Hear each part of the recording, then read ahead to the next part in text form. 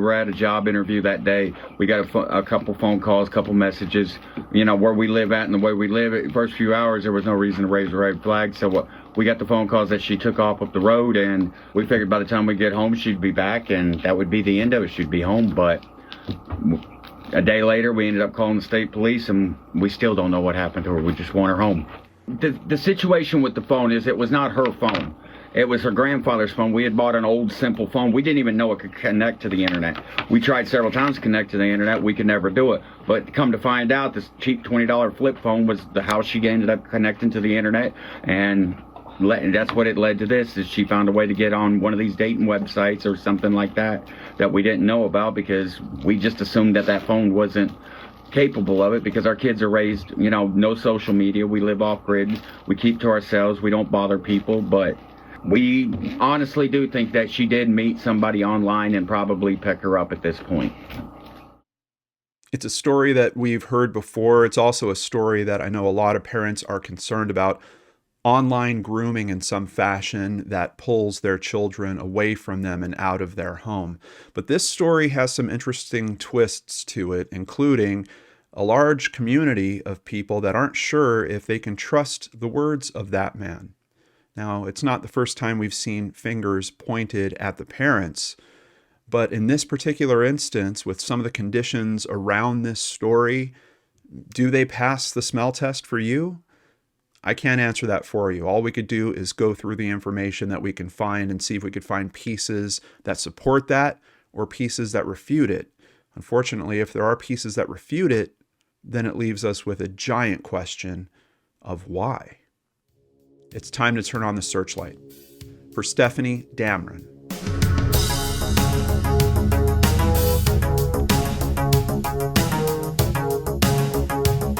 Welcome back to Brain Scratch Searchlight. I'm John Lorden. Thank you so much for joining me and for caring about these cases like I do.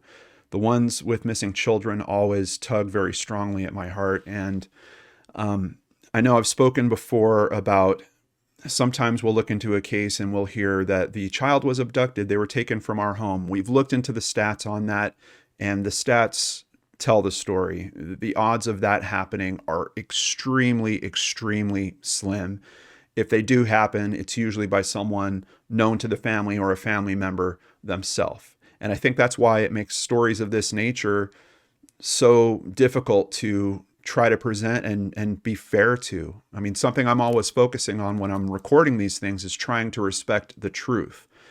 And in an instance like this, that line, it gets really hard to determine. So I just want to remind all of you out there, we're not here to try to solve this in watching this video. That's not what we do here. We're trying to share the information that can help this case move forward. And if there's someone that happens to see this that has a part of that information that can help, I hope that we're encouraging them to pick up the phone. For the rest of us, the people that maybe don't have any connection to this case, we might not even live in the same state, there's still ways we can help by talking about it, by sharing, and in some instances, there's lessons that we can learn from these experiences that we're looking at other families have. With all that being said, I want to tenderly move through this story and just ask that you do the same with me. Let's go ahead and start at NamUs with the basics of the case. Date of last contact for Stefanie Erlene Jen Damron was September 23rd, 2024. She's missing from an area known as New Sweden in Maine. She went missing at the age of 13. She is now 14 years old, so we do have a birthday that's been missed from her spending time with her family. In terms of nicknames or aliases, we don't have anything. She stands at about 5 feet tall, weighing around 130 pounds, white Caucasian female. And for circumstances of disappearance, on September 24th, 2024, 13-year-old Stefanie Damron of New Sweden was reported missing by her family. So already something to note there. The date of last contact is actually the day before that, September 23rd. They're saying she wasn't reported missing until the next day. I know for some people that's already a check mark in terms of suspicion.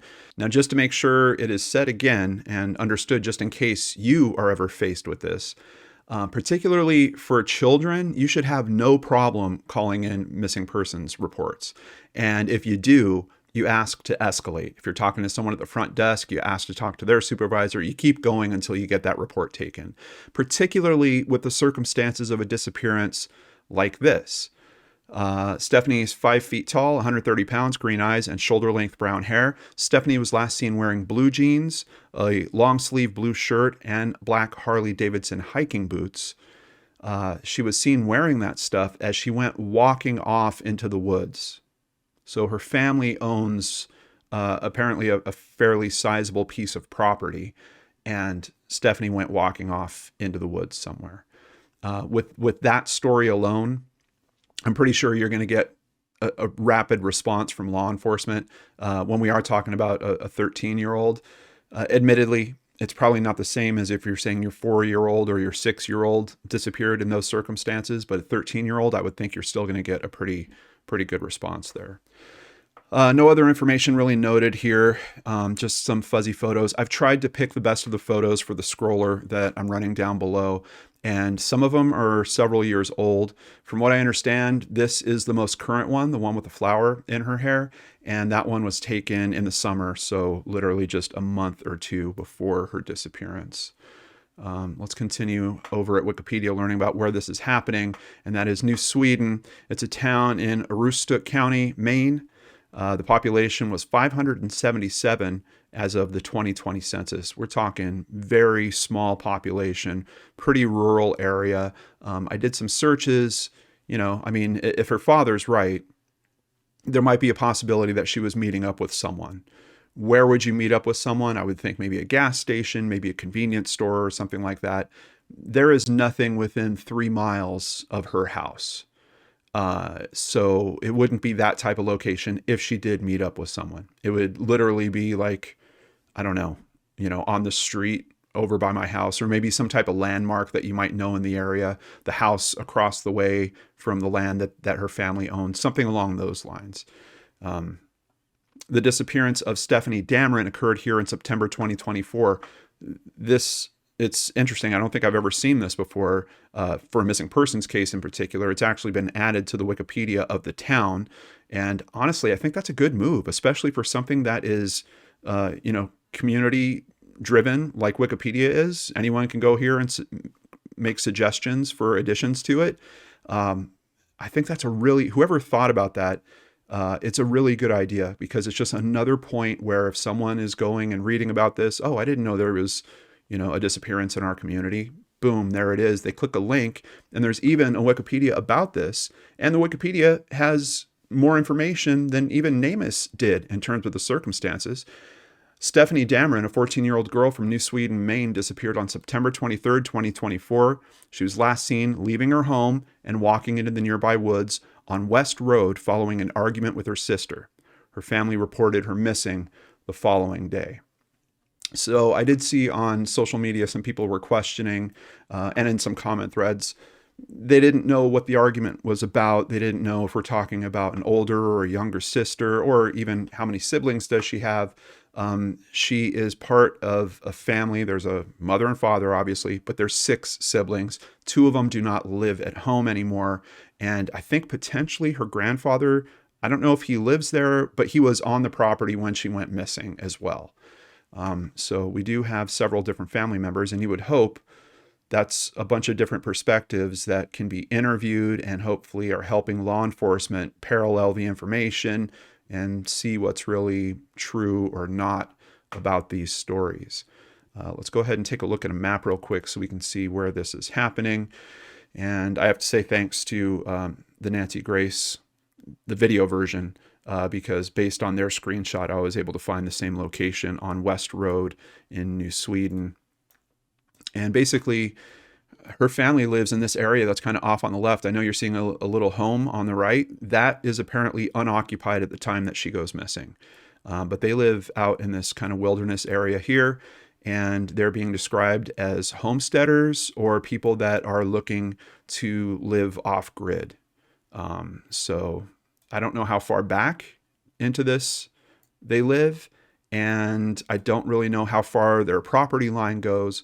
But as you can see, if she did go walking through the woods there, which is already kind of challenging just in terms of, we'll take a look at the street view and I'll show you what I mean. To the next road over, it's almost a mile that she would be walking through really, really dense foliage. And let me show you what I'm talking about. So this is their driveway essentially. But look how thick all of this is. I mean, it is really lush.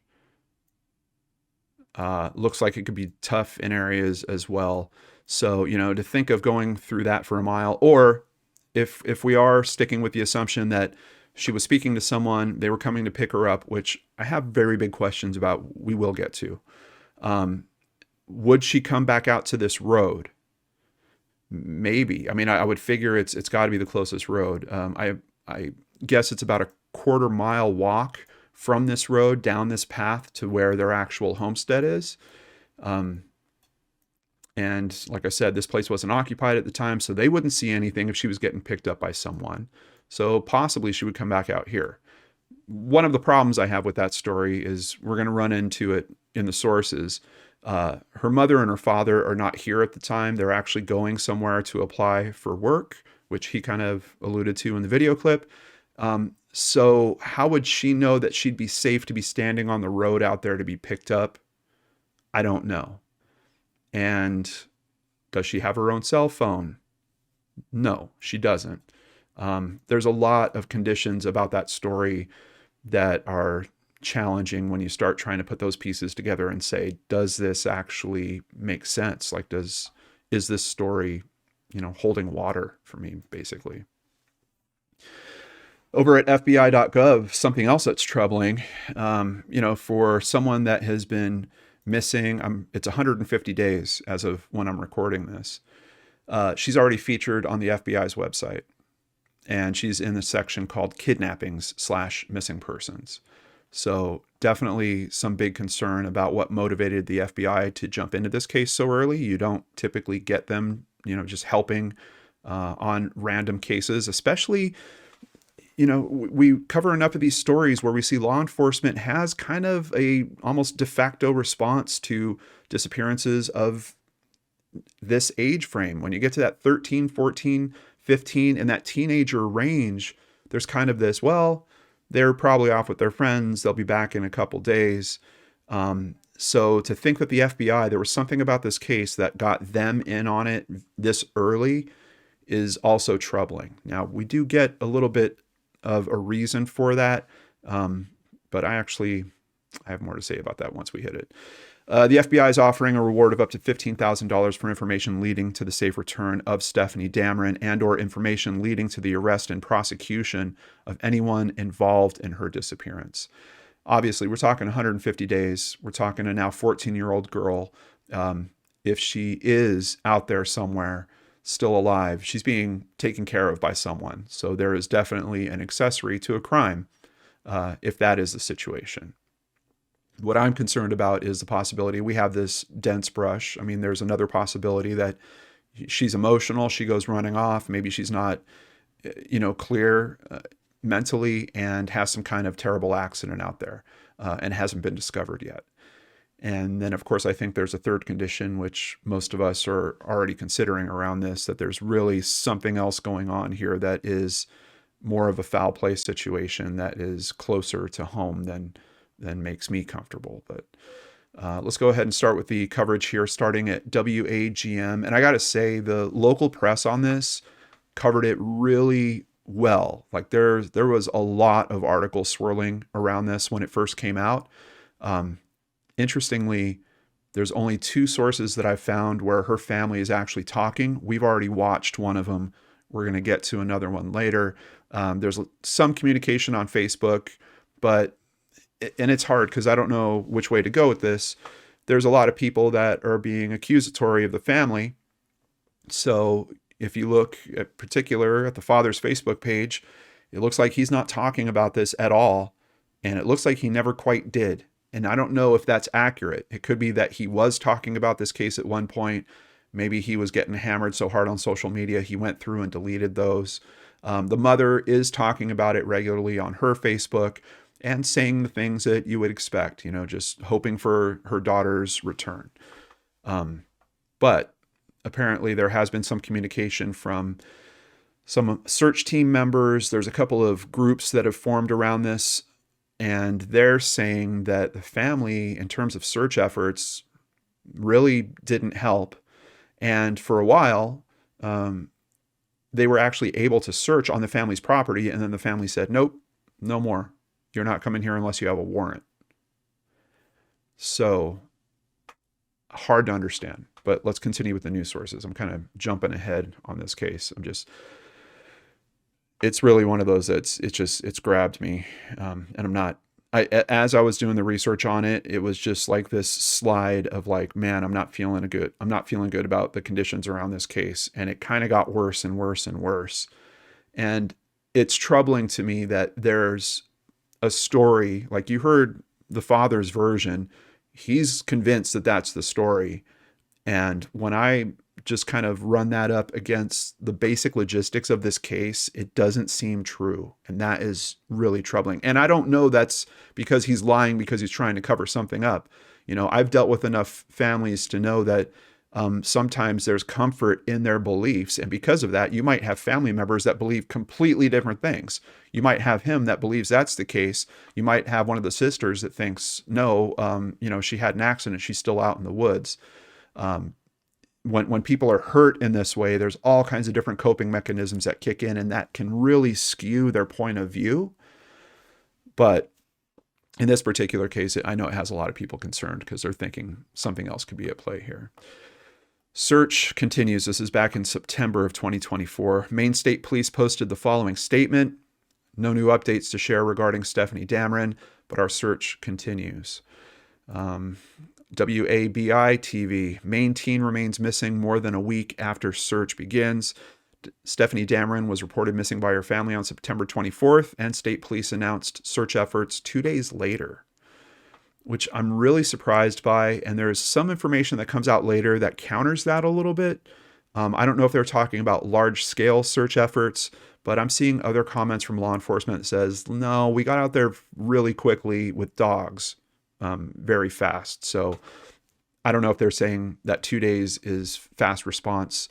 I would think for a missing persons case like this, it's not, especially when we're talking about a child's case like this. Not to mention, it was 40 degrees overnight on the day that she went missing. I think 41 degrees. So there's a real threat to her health immediately. And that's part of the thing that's hard in terms of understanding her family's response to, like, oh, we can't call it in because it hasn't been 24 hours yet. If your child's life is at risk because they're off in the woods and it's dropping to 40 degrees that night, it doesn't matter if they're missing or not. It just doesn't matter. You can call for help. And there might have been a search that launched that night under those conditions. Instead, we have the family wait 24 hours, and then we're seeing that at least large-scale searches didn't go off immediately as well. Authorities seek public's help. That's another thing with the press around this case. Despite the family only popping up in 2 places, law enforcement has been very strong in just about every article I've run into. They're asking for help. They're asking for help. Stefanie was last seen walking out of her house and into the woods located on the West Road in New Sweden on September 23rd, 2024. Maine State Police Troop F and the Major Crimes Unit North began investigating the circumstance surrounding Stefanie's disappearance. The Major Crimes Unit North also collaborated with the Maine State Police Computer Crimes Unit and the FBI's Child Abduction Rapid Deployment Team, or CARD, to ensure that all resources were utilized in finding Stefanie. So there's aspects of this that do sound like they were listening to the family's story about, no, we found that she was in communication with someone, and that activated some of these services. Because obviously, Computer Crimes Unit, what are they going to be looking into? Now, there's a really important caveat about that. I know I've mentioned the term homestead, and these people are trying to live off-grid. Basically, I don't know if they have a home computer. I can tell you, according to the information that we're running into here, she does not have a cell phone. So what exactly they're looking into becomes a bigger question. And are they possibly investigating other cell phones, other computers that are part of other members of the home is a question that I have. But the child abduction rapid deployment team, I mean, that seems like a clear response to the thought that she was picked up by someone or taken by someone. And I guess there is another possibility that I haven't touched on yet, and that is that she's not meeting up with some boyfriend that she met online, but she is upset. She goes trucking off through the woods. She winds up out on a road, and someone picks her up from there. I mean, it certainly could be crime of opportunity as well. Despite extensive investigative efforts, Stefanie remains missing. Investigators have conducted many interviews and followed up on leads in Maine, nationally, and in Canada. And when I first heard that, I was like, well, they've got to have some information that maybe she's already been taken to another country. But actually what it's more about is that they are so close to the border of Canada that effectively, you know, if someone did pick her up, it might not be someone that's from the US. It could be someone that's from Canada because they are only somewhere around 20 miles to the border of Canada. And in terms of trying to understand why the FBI would be responding to a case of this nature, that seems to be part of it. There was a press conference that they had. People might be asking, why are you here? Is it because the family is concerned, because it's been 2 months? Well, I think in any missing persons case, especially so close to the border like this, you're going to want to involve the FBI, especially in any missing persons case where we haven't taken anything off the table, nothing has been ruled out or eliminated. Crossing state lines is certainly in one of those possibilities. And of course, that's outside our jurisdiction, so that's where we would really look for help from the FBI. The Maine Warden Service and Maine State Police Canine Unit have searched large parcels of land near Stefanie's last known location. And that's concerning too, because even not knowing how big her family's property is, I mean, look how large this area is. And we have bodies of water, and we have all this very thick brush. You know, if she was very upset, if she goes trucking off, you know, people can comfortably walk 2.5 to 3 miles per hour. If she's really upset and she goes shooting off in a direction for an hour, could she get lost? Could she get turned around? Could she not know where she is? Try to head back in the wrong direction and wind up further away? Like, those are some really big concerns that I have with this case. And of course, you know, with her not having any cell phone, there's really no digital footprint to look after on that. Now, we did hear that she was communicating with her grandfather's phone, so they were probably going to look into that and see if they could confirm any of that. I will credit Nancy Grace with having this thought about that aspect of the case. Well, wouldn't they have found whatever dating app she was on, and wouldn't they have found the person that she was talking to, and then they would know to go look at that person and they would find her. Obviously, we're 150 days away from that. That has not happened. And that's another thing that's kind of throwing me into a point of just, I don't know about this cell phone boyfriend thing. Over at BangerDailyNews.com, Stefanie's disappearance is being investigated by multiple state police units, including the state's computer crimes unit. The state's canine unit was deployed to search the area Stefanie was last seen. No search updates have been provided. We'd once again ask that you keep an eye out for anyone that may look like her or share any information you may have regarding this case with us, the state police said in a social media post. And we have multiple phone numbers in the description box down below. If you have any information on this case, please call it in. Of course, we also have the FBI's number that was shown on the screen the whole time. We know they're actively working on this case. Stefanie is not known to have any devices like a cell phone, officials said. One other possibility on that, when we are talking about grooming situations, is that somehow the groomer has gotten another device to the person. But if that was true, and that does happen in cases, we know that that's happened, then why would she be using her grandfather's flip phone for any communication? That doesn't make sense. I'll tell you something else I struggle with. You have a teenage girl that has found a mechanism of communicating with someone that she is having strong feelings for, and she doesn't take the item that's allowing that communication. Like, let's just put ourselves in her mindset for a moment and say, okay, I'm running away from home. I'm going off to be with this person. Shouldn't I take grandpa's phone with me? Now, you might flip that and say, well, a groomer would tell her not to do that because then you would have an item that could be traced. I know, but we're talking about a 13 or 14-year-old, and how much regular communication did they have? If they did have that level of communication, are we talking about, and I don't know, can a flip phone have WhatsApp on it? Like, is this an encrypted dialogue somewhere that the Computer Crimes Division wouldn't be able to find? So outside of the interview the father does and an interview that her mother does, which we're about to get to, there was one other piece of communication which they initially put on Facebook, and then WAGM was sent a copy of that same statement from the family. So I think this is after they started catching a lot of flack online, and this is what they had to say to WAGM. In their statement, they said, Stefanie got into an argument with her sister while we were gone and walked off. We live a half-mile back in the woods, and our kids are very comfortable in their surroundings, so there was nothing to raise flags for the first few hours. A portion of the family statement addresses allegations and accusations the family has faced on social media. Over the last month, people online have made comments regarding the family's parental decisions. The family wrote, our children are homeschooled and taught the basics and sent to Job Corps for their GEDs. CPS has been in our house, verified and confirmed everything. We had nothing to do with this. We just want our baby home. The family also confirmed they were working on planning a ground search in New Sweden. Again, I've been looking for confirmation, and I can't find any confirmation that they actually have participated in any ground searches. As a matter of fact, there was a vigil as well. And unfortunately, I guess the snow came in that day. There wasn't a ton of people at the vigil, but I'm not even certain if her parents showed up at that. I can't say they didn't 100%. There is video of it, but the audio was so light, I just couldn't make it out.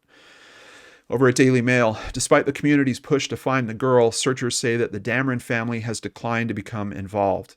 The disappearance comes years after the Damron family moved to New Sweden from Texas following what one member called a CPS fiasco. Stefanie's father, Christopher Dale Michael Damron, said in a 2019 Facebook post that the family would be heading to Maine away from these bad memories. When the family was living in Rusk, Texas, Stefanie's parents were arrested after officers found them allegedly intoxicated inside of a McDonald's while two of their children were in the car, according to a police report obtained by Daily Mail. The children were not identified.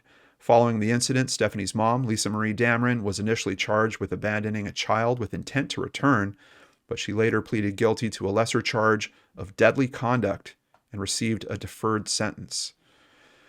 So we've got some very concerning history here. Also on the Nancy Grace podcast about this, it was mentioned there that the note about the CPS fiasco was actually not from a member. That was a quote from Stefanie's mother. Her mother called it a CPS fiasco, and then the father made the comment about them leaving.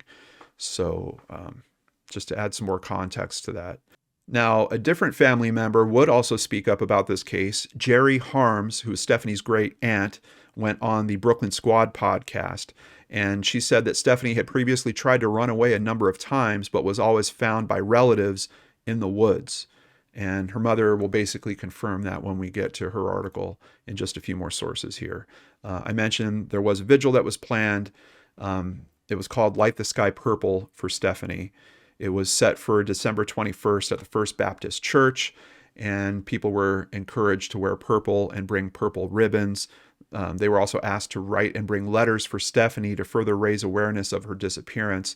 And it's such a great idea.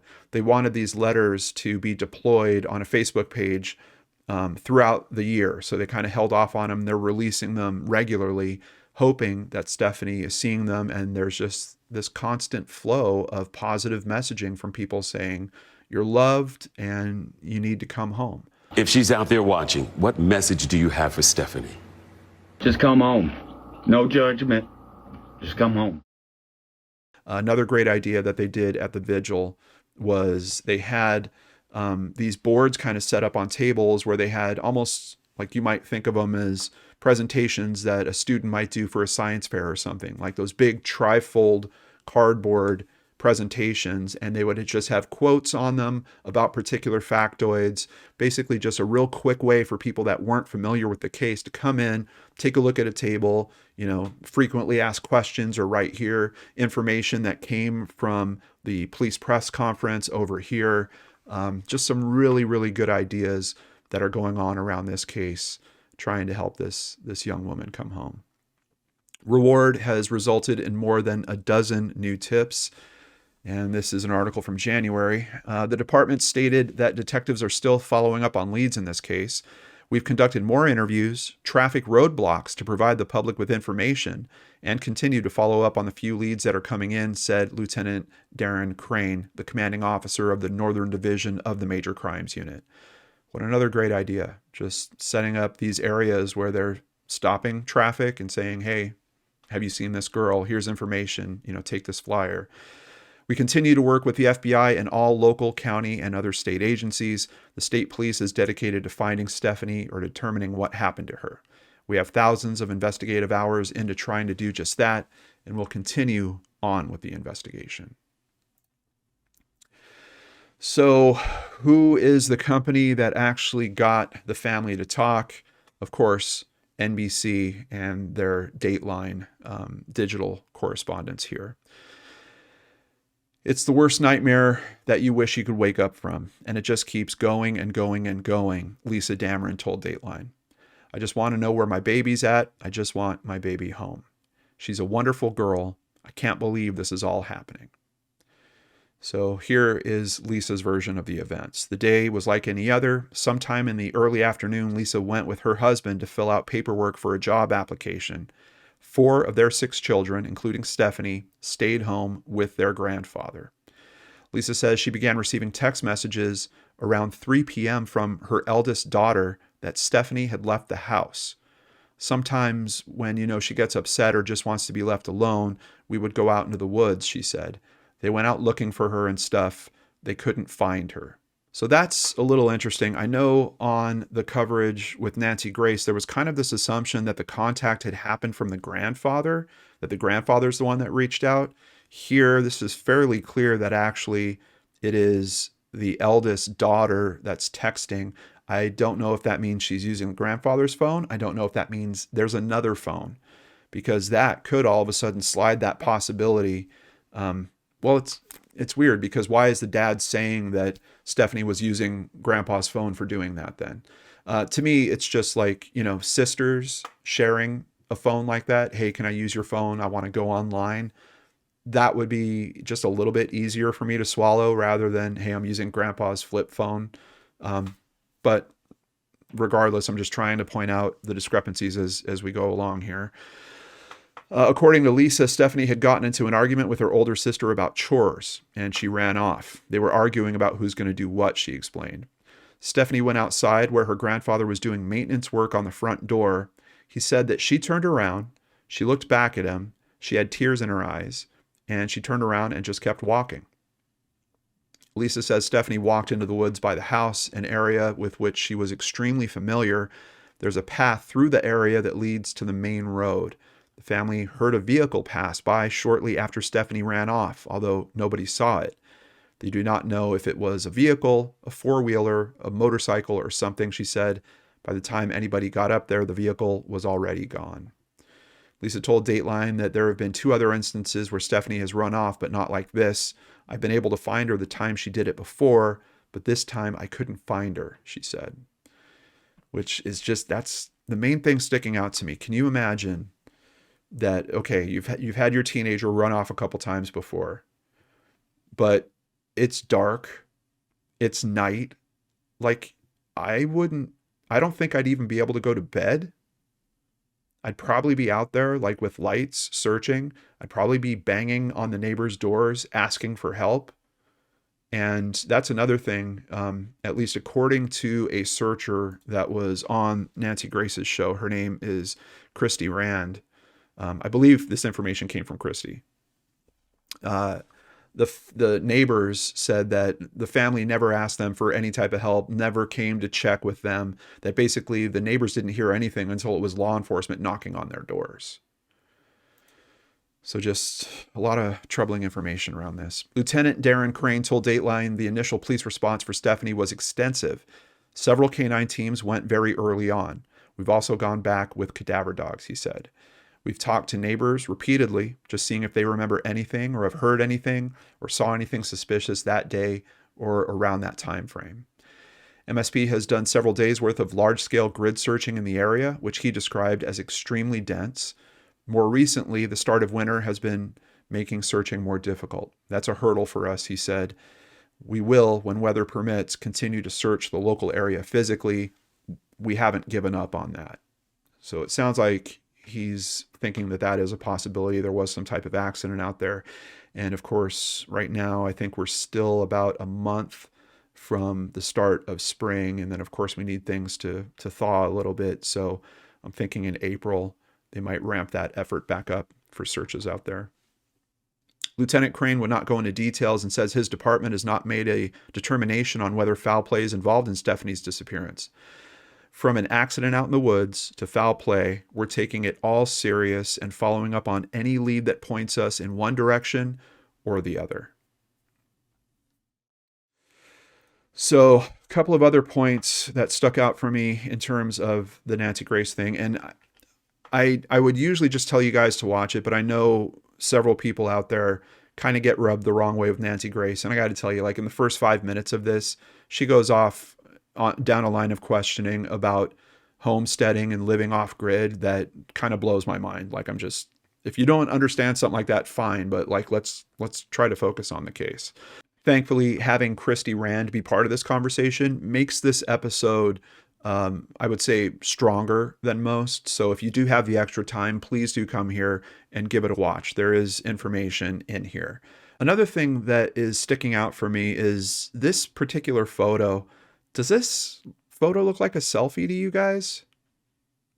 And maybe it is. Maybe her parents have a cell phone that they would let her use, but it's weird because according to the father's story that we heard at the start of this, no, it was grandpa's phone. It was a flip phone. But also interesting to point out, which is something else pointed out on Nancy Grace's show, the father obviously has some form of internet access. He's doing that interview, and you can tell he's doing it live. And you can tell his internet access is decent. It's not all pixelated. Like the image of him is pretty good quality. So how is that happening? Is it that, Live Nation, did they send a phone out to him or something along those lines? Something else that the searcher Christy Rand brought up in terms of reasoning why initially they could search on the property, but they were told not to. She tells this story where several of the searchers were kind of wondering about the story that they were told about the family contacting the mother and father and sending messages about her missing, because they were like, we don't have cell phone service out here. There doesn't seem to be a tower around here. And certainly searchers would notice that because they're going to be using apps to try to track their searching. So if they're not getting any type of strong service out there, it's a bit of a question. How did that contact to the family happen? Now, obviously, there's some form of service out there because the father, like I mentioned, was able to do his interview. How that magically works, but we've got all these other questions. I just don't know. It could be a matter of, providers, that there's a different provider that has some level of access out there. There just seems to be a lot of discussion and gaps in terms of understanding when it comes to the limited cell phone pieces that are part of this story. But there's something else that I've noticed, and that's why I've actually kind of structured this episode in the way that we've done it. All that information that her father shared with us at the start of this, did we run into any of those details being confirmed or supported in any of the official sources? No. And that's the only interview that her father has done, I believe. And even the information that the mother has, it lines up, sure, but it's missing a ton of detail. At least that made it into the article. It could be that Dateline has those details and just decided not to share them again or something. But it's strange to me that there is a very strong particular story that the family's trying to put out there. There is local press crawling all over this, but for some reason, either the family isn't engaging them or they're not engaging the family. Basically, the family is only talking to the two largest news agencies that have, or not even news agencies, the two biggest media presences, what are they calling Live PD now? Whatever Live PD's new name is, and Dateline. It seems like all that local press, which is super, super helpful and can help you just as much as those big boys can, maybe more, some would argue, couldn't get the comments, or for some reason that connection with the family just wouldn't happen. That's kind of strange. That's a little bit of a gap that's difficult for me to understand. But then just trying to confirm this father's story along the way, I can't.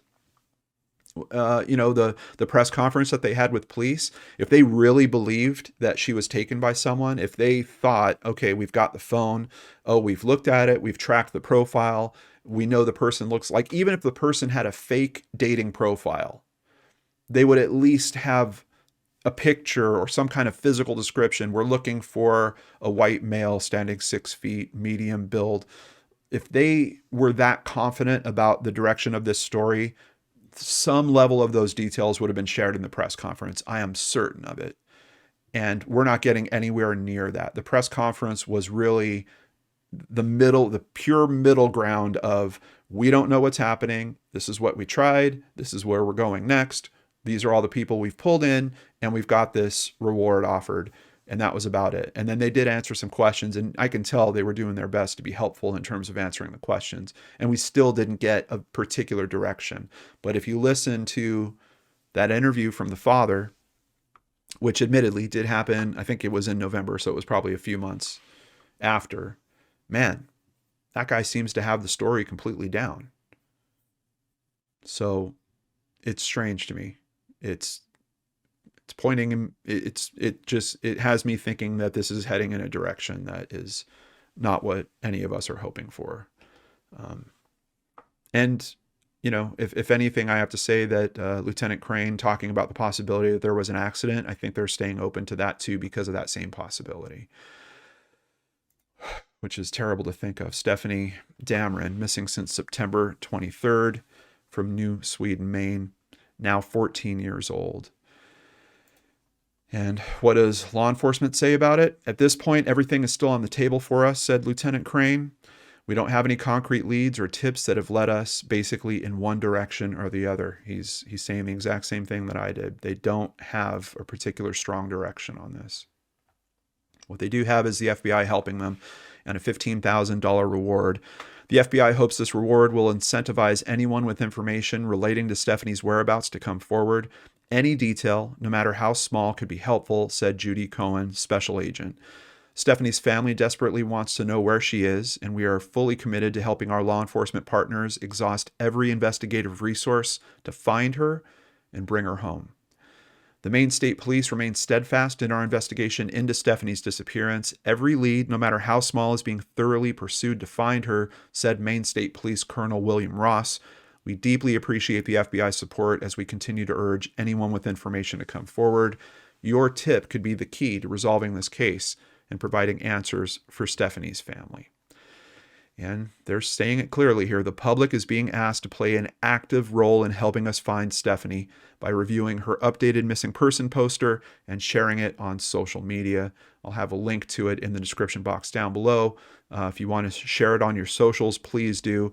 And of course, feel free to share this video with any friends you might have in that area as well. We want all eyes, ears, and hearts open and looking for Stefanie Damron.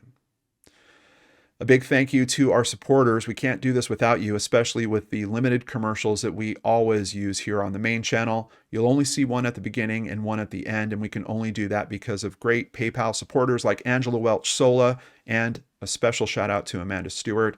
If you'd like to support the channel, please visit lordenarts.com. There you can sign up for Patreon, sign up for PayPal, buy merchandise, or even just buy us a coffee like James Reed and Candy Bishop recently did.